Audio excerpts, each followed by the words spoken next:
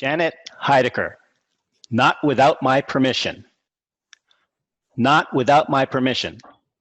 Janet Heidker.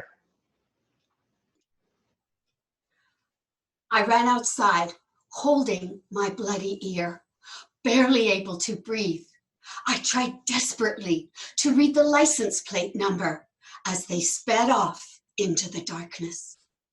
Yet all I could see was the white car racing away, and my life changed forever. Contest chair and anyone who keeps getting up. When you look at me, what do you see?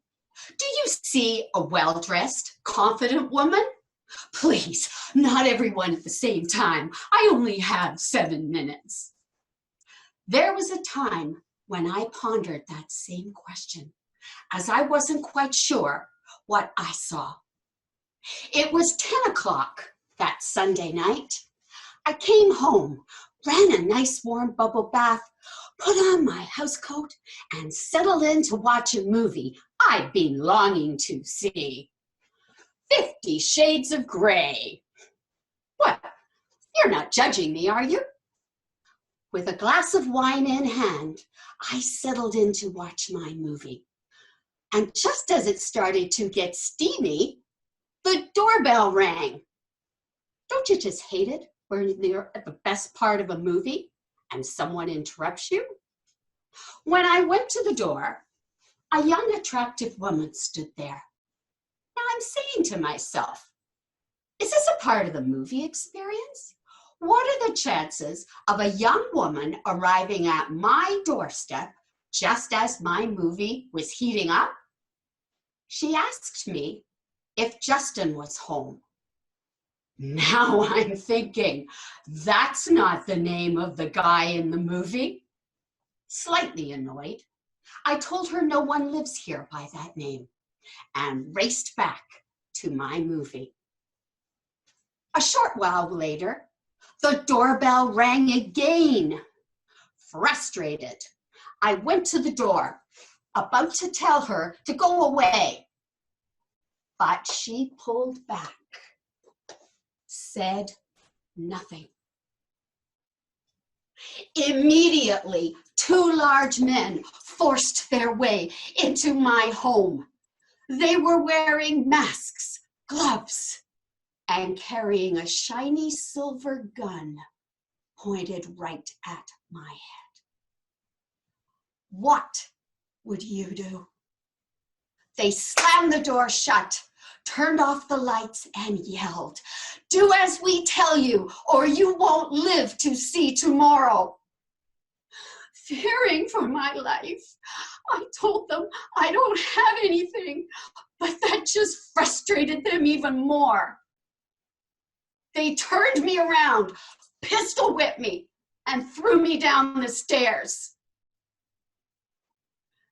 I landed on my back, felt a sharp pain in my hip, and before I realized what just happened, one of them kicked me, punched me, and forced me to open my safe. Laying there, I said to myself, no matter what happens tonight, don't stay down. Keep getting up. A short while later, I realized what had happened. They slammed the door shut, and then they went, and then they pushed me. After they pushed me down the stairs, I realized what had happened. I remembered the words of Police Chief Bill Taggart, who once said to me, "Janet, if you are ever attacked, don't let anyone put handcuffs on you.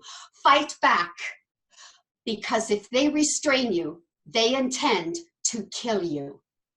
I fought back. I managed to kick those cuffs out into the darkness. Clearly, they did not realize this 5'2" British bombshell was that lethal. After all, nobody puts handcuffs on me unless I give them permission. They left after an hour. I was exhausted. And that was when I ran outside holding my bloody ear, barely able to breathe. They left after an hour. I was exhausted. A short time later, police and ambulance arrived and took me to hospital. A few days later, I received word that they had caught them all. They were wanted for 5 home invasions, including, of all places, a Swiss chalet. Who robs Swiss chalet? They practically give food away. It took a while to get up after that night, but I did. Now I volunteer, helping others who are victims of domestic violence through Dress for Success, helping women get integrated back into society while building their dignity. Now I ask you, when you look at me, what do you see? I see a confident, well-dressed, strong woman. I survived that night because I didn't allow them to handcuff me.